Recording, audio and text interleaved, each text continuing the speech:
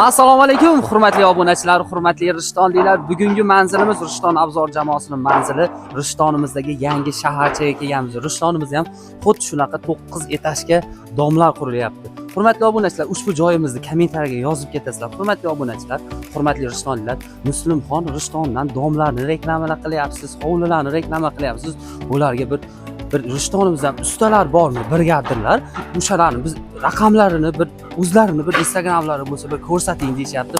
Hurmatli obunachilar, o'zimni akam borlar Rishtonda shunaqa yangi domlarni 0 dan 100% gacha remontlarni yororiydigan aka. Tamam. To'g'risi mendan rishtonliklar juda ko'p kishi so'rayapti. Muslimxon bizda domlarimiz bor. Bir remont ustalarini ham Instagramlarini, Telegram telefon nomerlarini qo'yib bering deyishdi. O'shanga o'zi chetlarda tashkiliy ishlarda yurgan ekansiz. Sizni ushlab oldim chetda aka.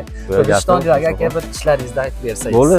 Bizni ishlarimiz Muslimxon shu patkurish qilib beramiz. Shu 4 ta devori ko'tarilgan bo'lsa bo'ldi. Elektrik, santexnik, eshik, natijni hamma yoqda qilib beramiz. Elektrik xizmatlarigacha. Bolalardan bor, brigadirlar. Bor, hammamiz. Siz boshida turib, gilamlilari men qo'lni bitirib patkurish qilib beramiz.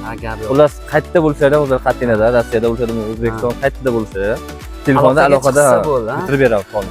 Bag'dod, Rishton, Oltiariq, Farg'ona hamma yoqda ish ko'rsatamiz. Ko'pincha shaharda ishlaymiz, shaharda ham ishlar bor, bolalar bor. Akamning ishlarini o'zi biladi, shunaqa katta qurilishlarda boshlovlarda yurish.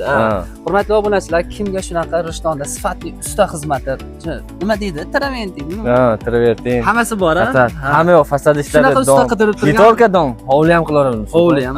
4 ta devor ko'tarilgan bo'lsa bo'ldi. Ha, bo'ldi. O'zi obunachilar tushunadi.